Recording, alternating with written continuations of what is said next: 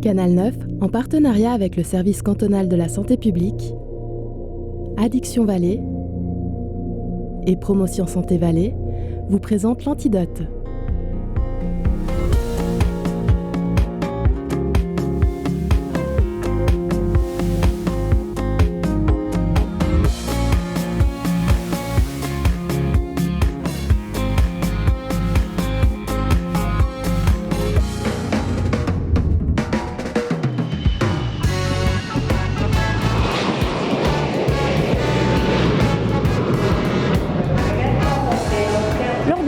À l'étranger, notre corps peut subir quelques désagréments typiques comme la fameuse tourista, la diarrhée du voyageur qui peut même gâcher les vacances. L'intoxication alimentaire est courante dans les pays à faible niveau d'hygiène, mais aussi chez nous avec certains aliments comme la viande crue par exemple. Mais pour mieux comprendre comment fonctionne notre flore intestinale, à quoi elle sert et comment elle peut être mise en danger, nous avons rencontré des spécialistes de ces microbes qui nous présentent un monde fascinant et encore si mystérieux.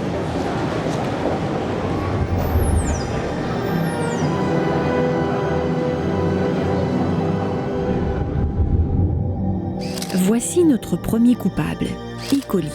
Elle a fait trembler le monde occidental avec une épidémie liée à la contamination de germes de blé. Ici, la terrible salmonelle, responsable de diarrhée et de crampes abdominales. Voici encore Staphylocoque, bactérie responsable de plusieurs infections chez l'homme et l'animal.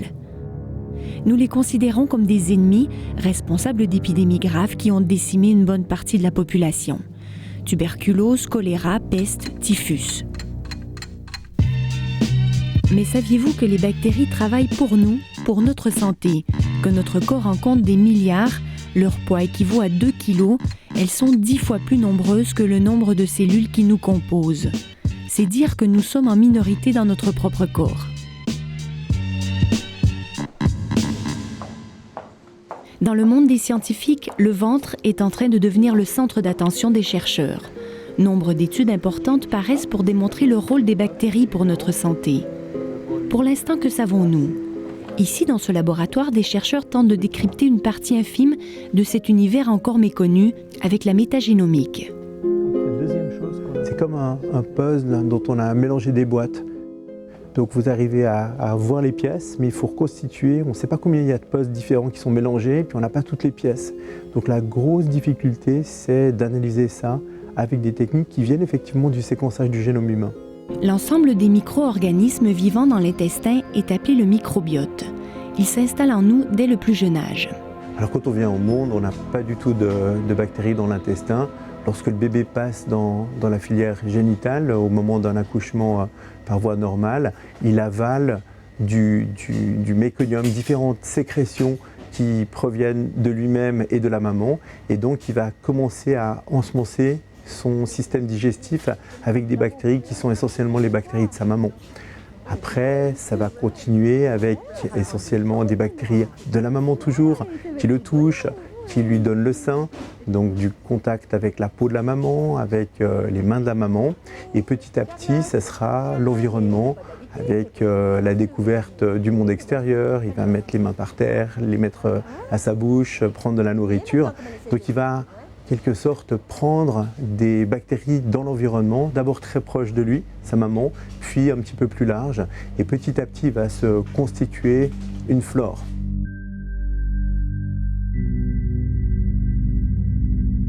Les premières bactéries arrivées seront donc hébergées par notre corps pour la vie, à l'abri des prédateurs et du monde extérieur.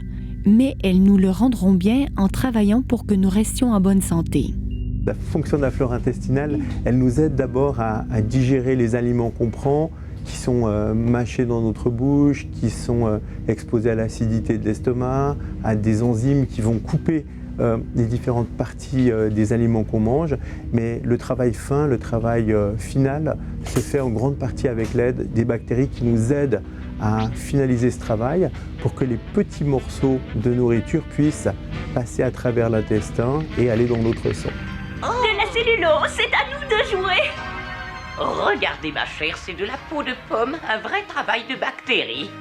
Ça, c'est une première fonction. La deuxième fonction, c'est que les bactéries qui sont présentes nous aident à éviter que d'autres bactéries ne viennent prendre leur place. Elles protègent le terrain, elles empêchent des bactéries pathogènes qui peuvent faire des infections de venir sur place.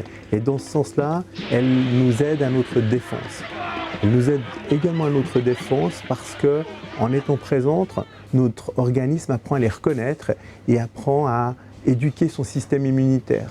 Donc il y a un rôle d'éducation, il y a un échange important qui se fait entre les bactéries et nous-mêmes. Malheureusement, on en sait encore très peu sur ce micro-monde. Mais nous sommes en train de faire des découvertes importantes qui vont affecter beaucoup d'aspects de la médecine. Et vous, qu'est-ce que vous faites là? Et nous? On est les coliformes. Et on s'est perdu, mais on retourne chez nous. Dans l'intestin grêle. C'est bien par là qu'il faut passer, n'est-ce pas, monsieur l'agent? Merci beaucoup. Des coliformes? J'ai jamais vu des coliformes comme ça, on dirait des salmonelles qui... Dites donc, vous là-bas, attendez une seconde, montrez-moi vos papiers. Comme pour les salmonelles, les bactéries connues du grand public sont surtout celles qui nous veulent du mal, les ennemis de l'homme. Bacillus, Campylobacter, Legionelle, Pneumocoque, Shingles, Staphylocoque, Méningocoque. Elles nous sont souvent transmises par le manque d'hygiène ou par l'alimentation. Police, mais qu'est-ce que fabrique la police, hein? Bonjour madame, Ruda du service de la consommation. J'ai un point de contrôle d'hygiène. Vous pourriez m'appeler le patron, s'il vous plaît. David Ruda est contrôleur de denrées alimentaires pour le service cantonal de la consommation.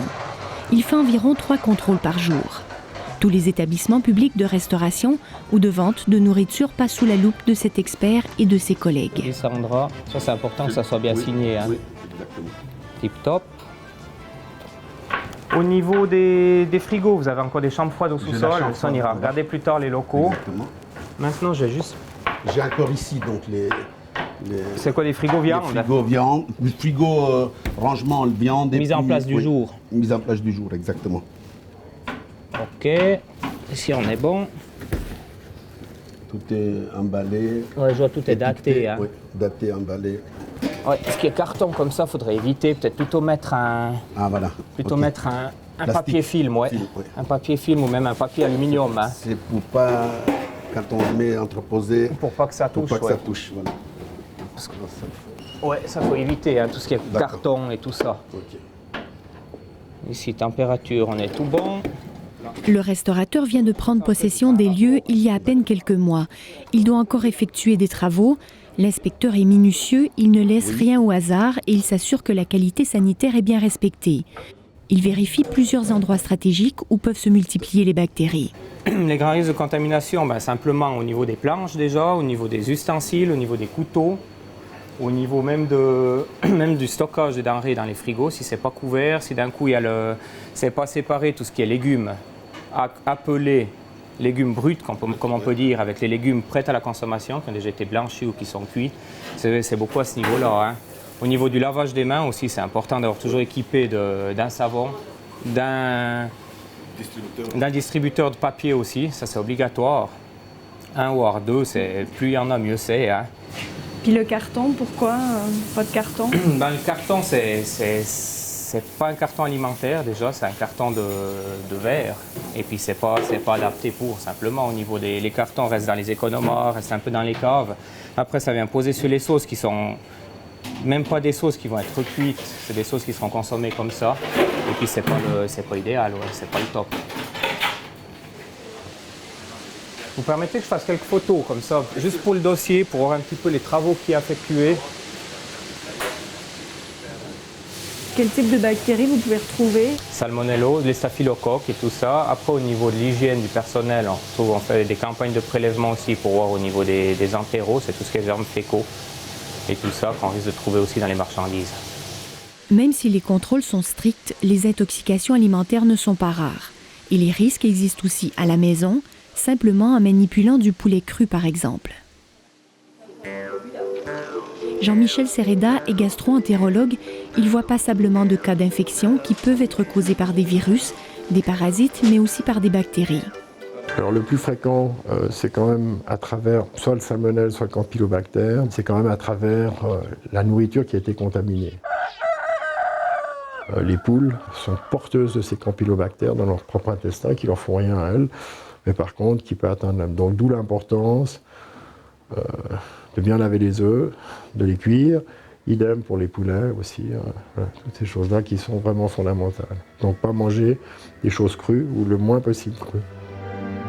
Il y a un temps de latence, donc on a vu avant pour le staphylocoque c'est relativement court, c'est 4 heures, 5 heures. Et puis pour les salmonelles, les campylobactères, c'est 3-4 jours des fois. Voilà, 3-4 jours.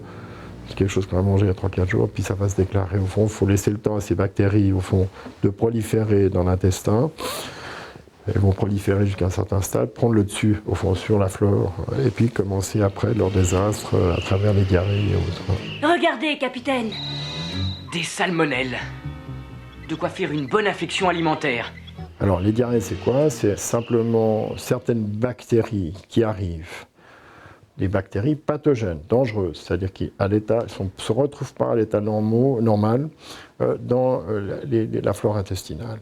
Elles vont proliférer, et qu'est-ce qu'elles vont faire? Elles vont déréguler finalement ces mécanismes d'absorption et autres. Alors, pour prendre un exemple extrême, c'est le choléra. Alors le choléra, le vibrio choléra va atteindre par exemple, donner une atteinte au niveau de l'intestin grêle, et tous ces phénomènes d'absorption dont je vous parlais avant, d'eau en particulier, vont plus marcher. Et on va avoir au fond des enfants, des adultes qui en 5, 6, 7 heures de temps vont mourir parce qu'au fond vont se déshydrater. Donc le mécanisme d'absorption de l'eau ne va plus marcher.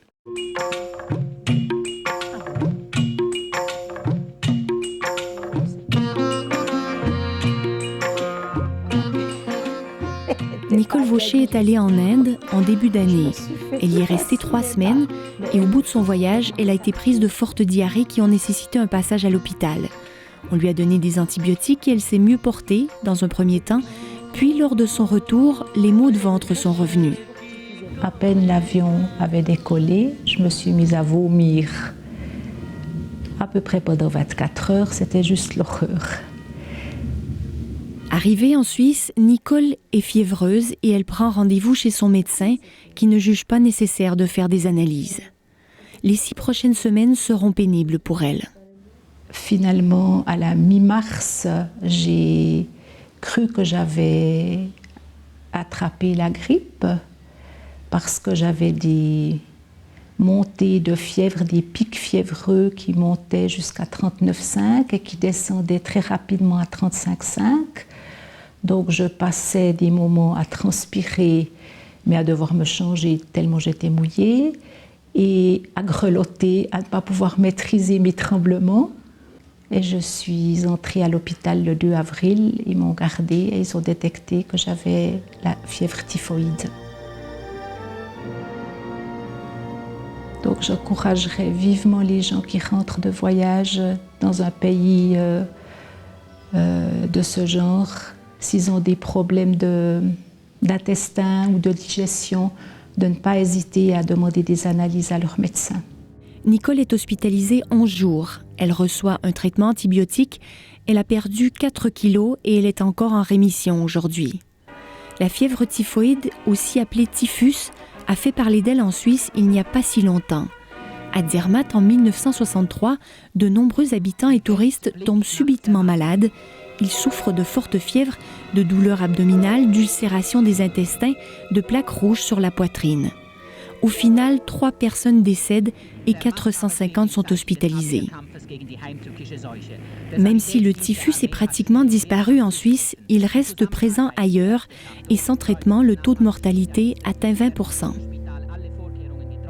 Alors bon, l'Inde, évidemment, est un pays où la propreté n'est pas aussi bonne qu'en Suisse.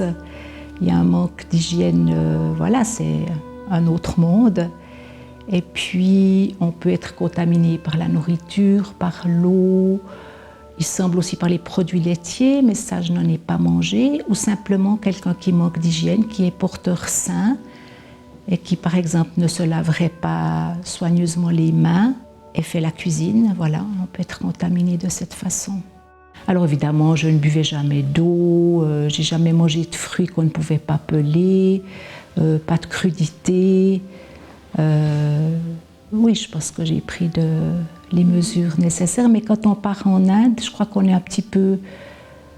on se fixe sur le fait, pourvu que je n'attrape pas la malaria, Donc on pense à se protéger contre les moustiques, mais on ne pense peut-être pas à la typhoïde.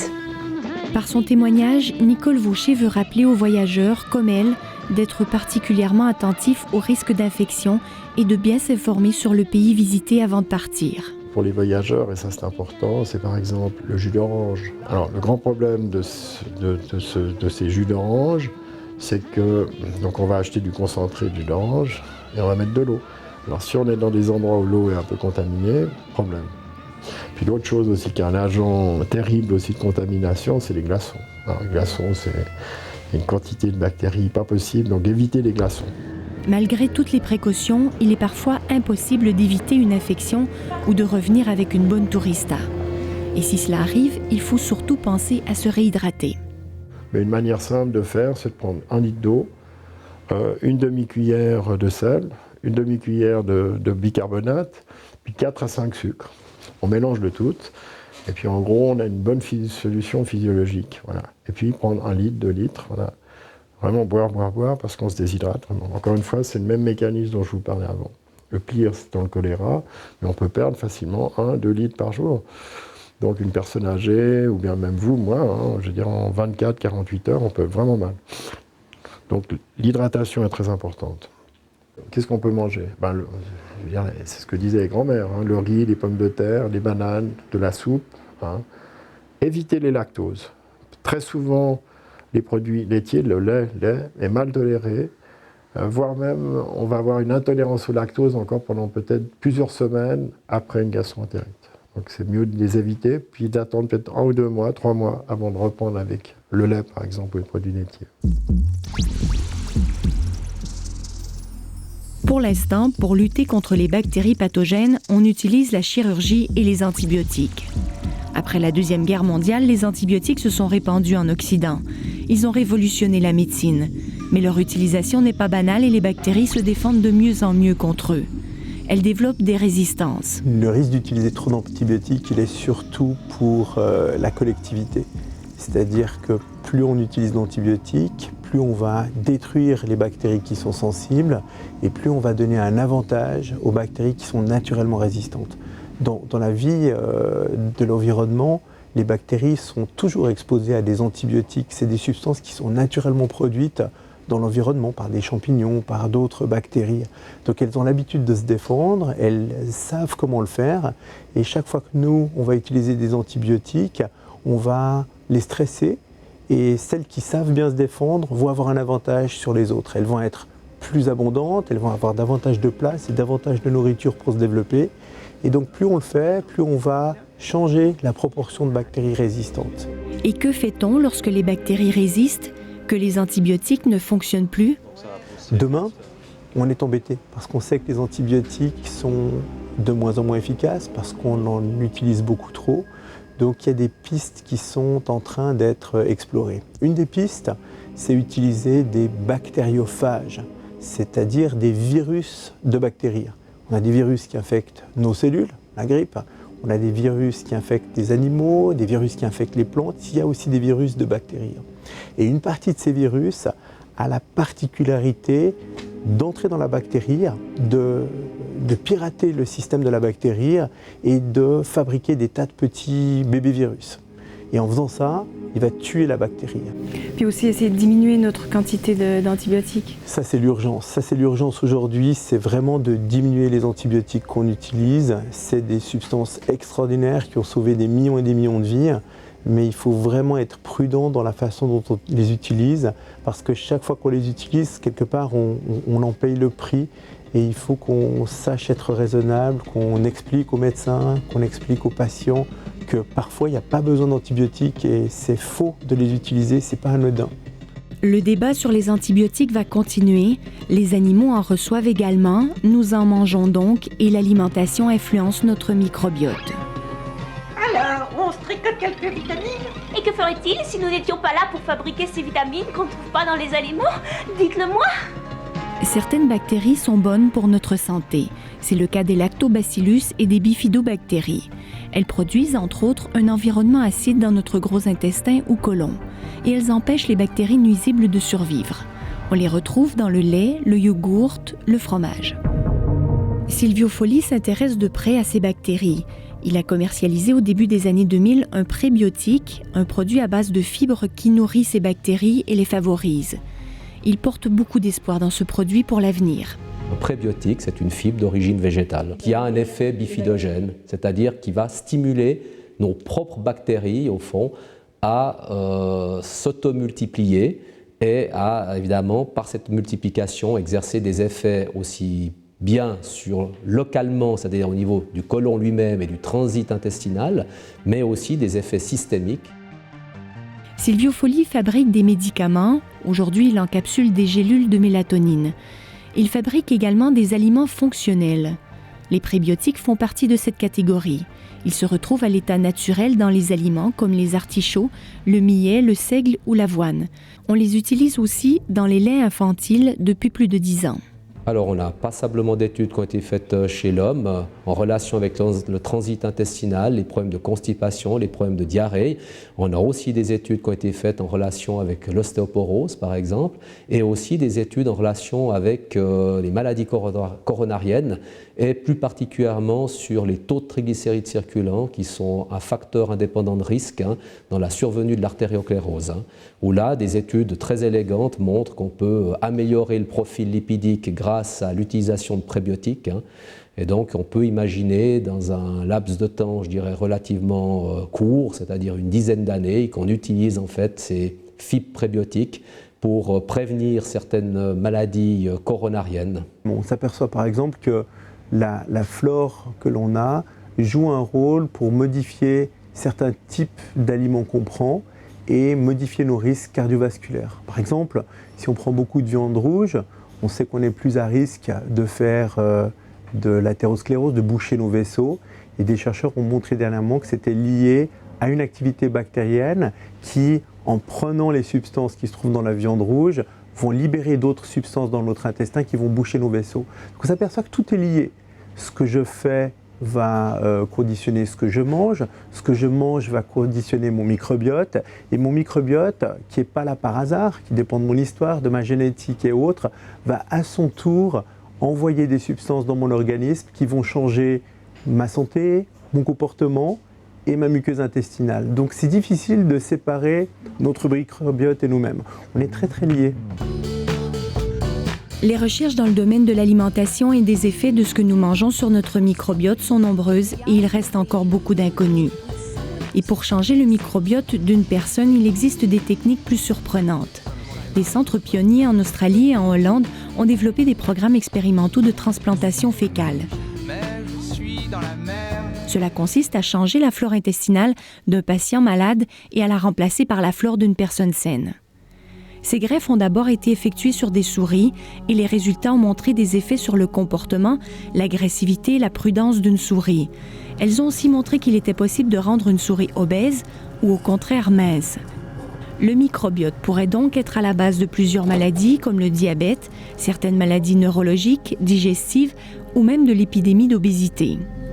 Oui, on peut parler du mot épidémie d'obésité. C'est quelque chose de tout à fait nouveau parce que il y a plusieurs années déjà, on parle de l'augmentation de l'obésité, on parle d'une épidémie, mais le sens précis du mot épidémie veut dire que c'est transmissible.